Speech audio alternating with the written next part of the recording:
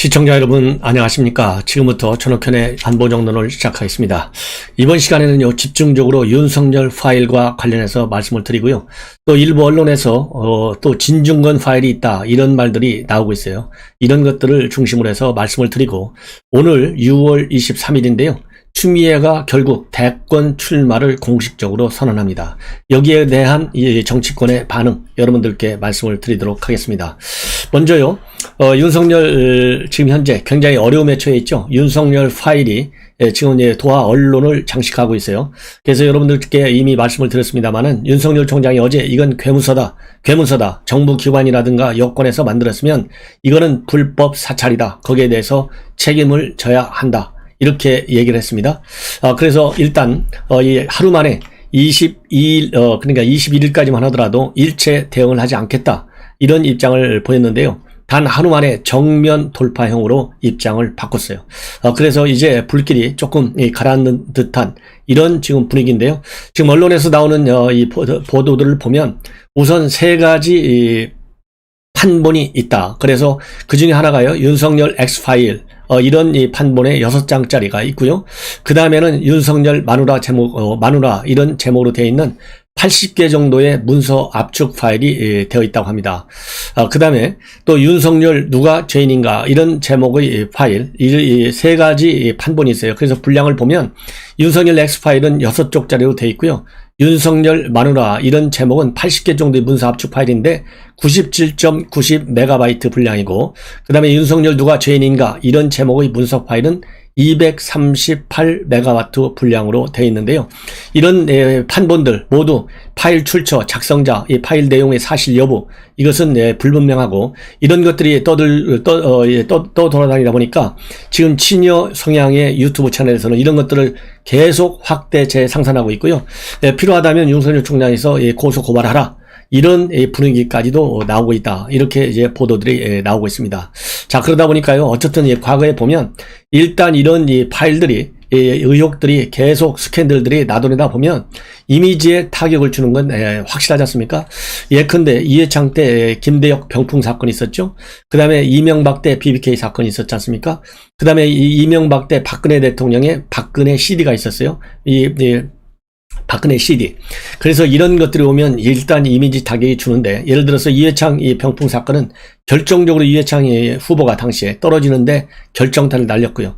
그 다음에 이명박 대통령의 경우에는 BBK 스캔들이 있었지만은 이겨내고 당선이 됐습니다. 그러나 이미지 관리에는 굉장한 타격을 주는 것은 사실입니다. 근데 요즘은 이제 좀 세상이 좀 많이 바뀌고, 또 이 스마트폰을 계기로 해서 이 온라인 누구나 손 안에 모든 정보를 다 가지고 있지 않습니까? 그러다 보니까 자칫 잘못하면 지나친 흑색선전으로 되면 이것을 유포한 측이 이것을 생산했을 것이라고 이 추정을 받는 측에서 손해를 봐요. 그러면 이 X파일 문제는 여러분들 잘 아시다시피 맨 먼저 이걸 누가 꺼냈어요? 송영길 민주당 대표가 꺼냈습니다. 그렇기 때문에 지금 나오는 X파일, 그러면 이거 당연히 여당에서 만들었겠지, 이런 추측이 생기는 거예요. 그리고 더군다나 이 장성철 소장이 X파일을 언론에 이제 공개적으로 밝힌 최초의 사람이잖아요. 장성철 이 소장도 뭐라고 돼 있습니까? 이 장성철 소장이 얘기하는 것은 두 가지 버전을 얘기하고 있어요. 4월에 만든 게 있고 6월에 만든 게 있다. 4월은 특정 기관에서 만들었을 가능성이 크고 6월 거는 여권에서 만들었을 가능성이 크다, 이렇게 지금 밝히고 있지 않습니까? 그러다 보니까 윤석열 총장 측에서 이건 괴문서고 그야말로 이 불법 사찰일 것이다, 이렇게 지금 맞받아치고 있는 상황에 있는 거예요. 그런데 지금 이 언론에 나오는 내용들을 쭉 보면 일단 여당에서 이 송영길 대표가 이 얘기를 처음으로 해가지고 나왔지만은 이 유통 경로, 이 출처를 쭉 보면은 이것이 송영길 대표가 맨 먼저 말을 꺼냈고, 그 다음에는 야당 평론가인 이 장성철 소장이 공론화시키는데 맨 먼저 개입을 했고요. 이것이 다시 친여 유튜브로 돌아다니면서 확대 재생산되고 있는 그런 상황에 있습니다. 그래서 이 X파일과 관련해서 5월 25일 날에요, 파일을 차곡차곡 쌓아 나가고 있다. 그래서 21일 날 이 장성철 평론가가 X파일을 보니까 윤석열은 선택받기가 굉장히 힘들다, 이러니까 22일 날 어제 결국은 이 허위사실 유포, 불법 사찰은 반드시 책임을 분명히 하라, 이렇게 되어 있어요. 그리고 이제 X파일에 관련된 주요 내용은 여러분 여러분들 아시다시피 총장 본인과 관련해서는요, 검사 시절에 수사 무마한 의혹들, 특히 윤우진, 즉 윤대진 검사장의 친형, 이 용산 세무서장이죠, 이 무마 의혹, 그 다음에는 윤 청장의 결혼 과정과 그 다음에 이 김건희 부인, 그리고 이 최은순이라고 그래요. 장모가 이제 언론에 나와 있기 때문에 실명을 얘기하면 장모의 신상 이런 것이 되어 있고요. 두 번째로는 윤 전 처가의 사업과 투자 활동으로 되어 있다. 그래서 크게 나누면요, 내용상으로 보면 이 세 가지인데, 이 상당수의 대부분 본 사람들이 이거는 그냥 뭐 찌라시 수준이다 이렇게 하는가 하면, 또 일부에서는 이거 뭔가 밝혀라. 이재명 같은 경우 이재명계 측에서는 누군가 봤다는 거 아니에요. 그래서 이재명 지사가 뭐라고 했습니까? 발가 벗어라. 그야말로 해명할 건 해명하고 넘어가라. 이렇게 지금 이재명 지사 측에서도 압박이 나오고 있어요. 그런데 지금 여당에서는요, 이 엑스파일과 관련해서 지나치게 이것을 문제시하고 이것을 여론화시킬 경우에는 오히려 역풍이 불 수도 있기 때문에 일단은 일정한 거리를 두고 지켜보면서 야권 내에서 확대 재생산돼서 윤 총장의 이미지를 갉아먹기를 바란다. 이런 분위기도 나오고 있습니다. 이런 상황에서요, 이 송영길 대표가 지금 방금 이 TBS 김어준의 뉴스공장에 출연해가지고 이 한마디 했어요. 뭐라고 했느냐. 이 TBS 김어준 뉴스공장이 어제는 이 X파일을 맨 먼저 공개하고 나선 장성철 소장을 불러서 얘기를 들었잖아요. 그런데 오늘은 이제 송영길, 맨 먼저 X파일이라는 말을 입에서 내뱉은 사람이 송영길이에요. 송영길 대표한테 질문했어요. X파일 어떻게 된 거냐? 그러니까 X파일은 없다. 그리고 검증 자료는 쌓고 있고 나름대로 정리하고 있다. 그리고 이 장성철 소장이 언급한 자료와 관련해서는요, 이건 부인하고 있습니다. 야당 내부에서 정리했을 것으로 추측이 된다. 이거는 이제 어제 윤석열 총장이, 그리고 이 장성철 소장이 여권 내에서 특정 기관에서 이렇게 하면서 그렇다고 본다면, 그게 사실이라면 이거는 이 불법 사찰이다. 책임져라. 이렇게 윤 총장 측에서 이 반박을 하고 나섰습니까? 했었지 않습니까? 그러니까 여기에 대한 이 답변인 거예요. 야당 내부에서 정리했지 우리는 아니다. 그러니까 야권 내에서 네가 있다 내가 있다 분란을 일으키려고 하는 차원에서 이 말을 한 것이라고 저는 해석이 됩니다.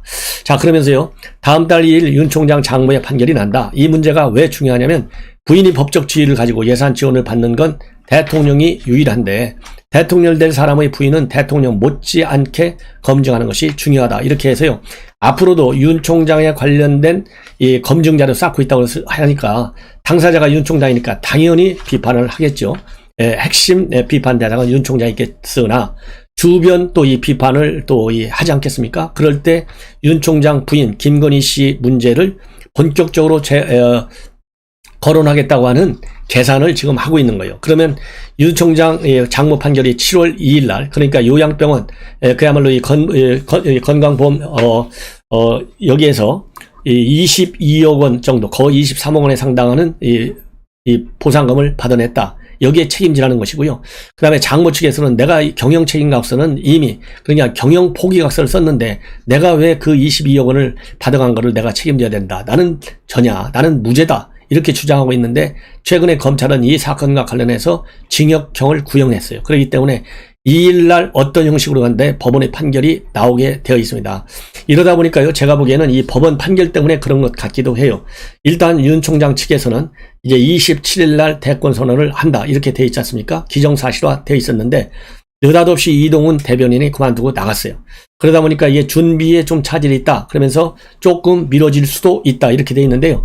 지금 오늘 나와 있는 보도를 보면 미뤄지는 것을 기정사실화 시키고 있습니다. 그래서 제가 보기에는요, 이동훈 대변인이 이제 그만뒀다. 이런 이 상황의 변화도 있지만은 7월 2일 날 예정되어 있는 장모 판결. 이것이 굉장히 하나의 큰 또 하나 X파일에 이어서 말이죠. 만약에 여기서 유죄 판결을 받으면 상당한 충격이 되지 않을까. 그러면 유죄 판결을 받았기 때문에 만약에 가능성입니다. if입니다. 한다면 거기에 대한 해명문도 바로 대권 선언할 때 대권 출마 선언하는 선언문에 거기에 담겨져야 할 한 아이템은 된다. 이런 생각이 들어요. 그렇기 때문에 6월 27일 날 대권 출마 선언을 했다 하더라도 7월 2일 날 좀 불행한 판결이 나오면 대권 선언이 전혀 의미가 없어요. 그렇기 때문에 오히려 그것이 더 네거티브한 영향을 줄 가능성이 있어요. 그래서 7월 2일 이후로 제가 보기에는 미뤄졌을 가능성이 이 판결 때문에 그럴 가능성도 상당히 크지 않느냐. 그러니까 대변인이 느닷없이 바뀌니까 이동훈 대변인 논설위원까지 했잖아요. 그런 것도 물론 영향을 주지만 7월 2일 재판을 한다고 하는 이 객관적 사실, 이것도 영향을 상당히 크게 주지 않았는가, 이런 생각이 듭니다. 자, 이러다 보니까요, 이제 윤석열 총장 대권 출마 선언 하나 늦어졌고, 그 다음에는 이제 민심 투어를 한다고 되어 있는데요. 이 민심 투어와 관련해서 김종인 비대위원장이 뭐라고 비판했습니까? 지금 옛날식으로 민심 투어 해봐야 아무 소용이 없다. 그러니까 윤 총장 측에서 내가 무슨 오뎅이나 먹고 다니는 걸로 알고 있느냐, 바로 맞받아쳤어요. 그런데 지금 이제 보도 나오는 내용을 보면 이거는 동아일보에서 단독으로 보도하고 있는 내용입니다. 출마를 선언하면 광주를 방문하고 또 이 군산도 가겠다. 이런 방향의 지금 현재 일정을 짜고 있는 것으로 알려지고 있는데요. 광주, 그 다음에 군산 어딥니까? 호남 쪽이잖아요. 그러면 왜 가느냐? 첫째로는 여러분도 아시잖아요. 이미 윤석열 총장 측에서는요, 보수도 보수지만은 중도, 특히 탈진보 진보파 인사들, 이런 층도 전부 지지 세력으로 끌어들이겠다는 거 아니에요? 이게 압도적 정권 교체, 이런 전략을 갖고 있지 않습니까? 그러려면은 호남을 껴안아야 된다는 것이죠. 이게 가장 큰 이유고. 그래서 이제 광주를 가겠다는 것이고요. 두 번째는 왜 군산에 가느냐? 군산에서 최근에 말이죠. 조선일보에서 이 운동권 출신인 하문경 씨, 옛날 삼민투 위원장, 아주 유명한 사람이에요. 이 좌파로. 이 삼민투 위원장 2번이나 구속됐어요. 국법법 위반 혐의로. 이분이, 하문경 씨가 현재 군산에서 횟집을 하고 있는데, 최근에 인터뷰를 통해서 소득 주도 성장 정책 얘기하는 것은 전부 사기꾼이다, 이렇게 직격탄을 날렸어요.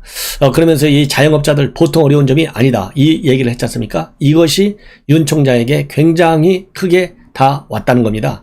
그래서 이 얘기는 하문경한테 왜 그런 생각이 이렇게 꽂혔냐, 이 얘기는 또 중앙일보가 단독으로 보도하고 있어요. 그래서 이 언론 인터뷰 내용을 주변 사람한테 읽어봐라, 이렇게 권고하고 있다고 합니다. 윤석열 총장이. 그 정도로 굉장히 하문경 씨한테 윤 총장 생각이 그거 똑같다, 이렇게 꽂혔다는 거예요. 여러분들 아시다시피 윤석열 총장은 최근에 자영업 연구 원장인 권순우 전 삼성경제연구소 전무를 만나가지고 서너 시간 동안 토론한 것으로, 그래서 소득주도 성장, 피해자가 자영업자다, 이런 공감대를 만들었다, 이런 평가도 나오고 있거든요. 그렇기 때문에 이 하문경 씨를 만나러 가서 이 자영업자들의 이 애로, 그리고 이 고통, 공유하겠다는 그런 생각인 것이죠. 그래서 이 지역 개념으로 보면 호남, 이 진보, 현 문재인 정권의 강력한 지지 기반을 좀 무너뜨려서 나한테로 끌어오겠다. 그리고 이 하문경 같은 사람을 만난 것은 진보 좌파들 중에서 원래 문재인 정권에 충성했던, 지지했던 계층을, 이런 불만 계층을 윤석열 쪽으로 끌어들이겠다, 이런 이 복합적 계산하에 광주와 그리고 이 군산을 가겠다라는 그런 행보를 보이는 것으로 저는 해석을 하고 싶고요. 그 다음에 민심 투어와 관련해서 특징적인 점은 지역 중심의 민심 투어가 아니고요, 사람 중심의 민심 투어를 한다. 그러면서 이 사람 중심은 어떤 사람들을 만나러 다니냐? 이 로컬 크리에이터들, 그 다음에 시민 운동가들, 그 다음에는 정치 논객들을 만나겠다. 그래서 이 정치 논객, 시민 운동, 이렇게 하면요, 이 밑바닥 풀뿌리 민주정치이지 않습니까? 말하자면. 그래서 여론도 주도층이고, 이 로컬 크리에이터도 마찬가지고요. 그래서 이 여론 주도층 지역별로 이런 사람들을 만나겠다라는 계산을 하고 있는 것 같은데, 이런 걸 보더라도 이 압도적 정권 교체라고 하는 그런 전략이다. 그래서 이 압도적 정권 교체가 단순하게 국민의 힘과 대적되는 차원에서의 어떤 선거 전략이라기보다는 본질적인 핵심적 이 선거 전략의 이 핵심 부분을 가리키는 것이 아니냐, 이런 또 이 해석이 가능한 것으로 그렇게 보입니다. 그래서 오늘 보도된 내용을 보면요, 이렇게 윤석열 총장의 이 차후 행선이 상당히 이 본격화되고 있는데, 하나 이제 문제는 뭐냐? 지금 이 대변인 사태 있죠? X파일 나왔죠? 이러다 보니까 상당히 이제 혼선되는데요. 문제는 지금 뭐냐? 그래서 이제 인력을 보강하기 위해서 최지연 변호사를, 여성 변호사를 대변인으로, 부대변인으로 영입을 하고, 그 다음에 이석준 전 국무조정실장을 또 이 캠프의 핵심 인물로 또 영입을 하고, 이렇게 해서 보완을 해가면서 불을 끌려고 노력을 많이 하고 있는데요. 지금 언론에서 나오는 걸 보면 이 캠프를 총괄할 만한 컨트롤 타워가 부재하기 때문에 앞으로도 내부 갈등 소지가 상당히 지금 잠복되어 있고, 메시지의 혼선도 우려된다. 그래서 이 공보팀 인력 보강 가지고는 안 되고, 이 캠프 내의 역할을 보다 더 세분해서 하는 것이 좋겠다. 이런 지금 이 여론 의견들이 많이 나오고 있습니다. 그래서 이제 윤 총장이요, 앞으로 이 캠프, 지금 현재 광화문에 이마빌딩에 한 80여 명 들어가는 사무실을 임대해 놓고 이 별도 단위의 사무실도 만들겠다 하는데요. 캠프에 또 누가 들어가는지, 지금 현재 이철우 교수, 이종찬 원장의 아들이죠. 로컬 그 연대 로스쿨 교수, 제일 절친하다는 분. 이철우 교수가 밝히기로는 앞으로 차례차례 한 사람씩 캠프에 조인하는 사람들을 공개할 텐데 상당히 좋은 분들이 많이 있다. 이렇게 지금 알려지고 있습니다. 자, 그런데 이렇게 해서 윤석열 총장이 이제 출마 선언이 임박해 있는 상황인데요. 바로 이러는 상황에서 추미애가 오늘 출마 선언을 합니다. 그래서 지금 여권에서는 추미애가 나오면 이거 참 큰일 났다. 이거 뭐 오늘날 윤석열은 그냥 있는 게 아니고 추미애 때문에 윤석열이가 탄생하거나 마찬가지인데 참 이거 난리다. 굉장히 긴장감을 갖추지 않고 있고요. 이 추미애 출마에 따른 지지도 잠식, 이것이 여권에 대해서는 굉장한 아킬레스건이 될 것이다. 이런 입장을 또 유인태 전 정무수석 또 그런 입장을 내보인 바 있습니다. 그래서 추미애가 지금 현재 가지고 있는 지지율을 보면 상당히 높아요. 한 5% 내외를 지금 차지하고 있어서 굉장한 여권의 갈등 요인. 그래서 결국 여당 송영길이는 중도층을 아우르는 그런 전략으로 가고 싶은데 이 추미애가 거기에 찬물을 끼얹는 형국으로 될 것을 두려워하고 있다. 더군다나 말이죠. 앞에서도 제가 말씀드린 윤석열 총장이 이렇게 호남에 가는 이유 중에 또 하나는요. 뭐냐면 최근에 이 한국사회 여론연구소에서 여론조사를 한 걸 보면 호남에서의 윤석열 총장에 대한 지지율이 굉장히 높다고 합니다. 예, 굉장히 높다. 그래서 거의 뭐 20%를 육박하고 있다고 그래요. 예, 이러다 보니까 이런 높은 지지율을 호남에서 갖고 있을 때 호남에 가야만이 그야말로 이 집도키를 잡는데 도움이 되지 않겠느냐. 참고적으로 한국사회 여론연구소 여론조사는 지난 18일, 19일 이틀간 했는데 호남 지지율이 무려 27.6%나 나왔다고 합니다. 이것도 맨 먼저 광주와 그리고 군산을 이 행선지로 정하는 이유가 됐다. 이렇게 나오고 있고요. 그 다음에 이제 진중권 이 X파일과 관련해서요. 살생부 있다. 이거 뭐, 이 한겨레 TV에서 보도한 걸로 그렇게 되어 있어요. 진중권 교수가. 뭐냐면 이제, 여당도, 지금 현재 굉장히 어려운 국면에 처해 있잖아요. 그런데 여당에서 진중권 교수한테, 야, 리스트 좀 줘라. 지지율 끌어오는데 필요한 사람들. 그러면 얼마든지 진중권 교수가 여러 리스트를 만들어서, 줄 수 있다. 이런, 의미로, 진중권 X파일, 살생부 리스트가 있다. 이런 인터뷰를 이 한겨레 신문에서 보도하고 있습니다. 그래서요, 정말로 이제 이 진중권 교수도 그동안의 진보 진영의 핵심 이 엘리트였잖아요. 그런데 완전히 돌아서 가지고 지금 여권을 때리는 그런 이 논평을 아주 좋은 논평을 많이 하고 있어요. 그래서 이 X 파일, 진중권 씨가 가지고 있다는 X 파일은 그야말로 예컨대 조국 같은 사람이 여기에 해당되지 않을까 싶어요. 왜냐하면 조국 때문에 날아가는 표, 또 추미애 마찬가지입니다. 박범계 마찬가지입니다. 이런 사람들이 결국은 김용민, 김남국, 뭐 조국 흑서, 조국 백서 저자, 이런 사람들이 결국은 진보표를 다 갉아먹는 사람들이 아니겠어요? 이런 거를 은유적으로 진중권 X파일 리스트라고 하는 것이 아닐까 일단 추론을 해봅니다. 시청자 여러분, 이것으로 제 방송을 마치겠고요. 이어서 매우 중요한 뉴스 또 말씀을 드리겠습니다. 바로 김종인 비대위원장이 또 이 간만에 중요한 입장문을 냈고요. 특히 최재형, 그 다음에 김동연과 관련해서 김종인 비대위원장은 굉장히 우호적인 입장을 내고 있어요. 그래서 이 최재형 이런 분들과 관련된 김종인 비대위원장의 의견 여러분께 이어서 바로 방송해 드리도록 하겠습니다. 대단히 감사합니다.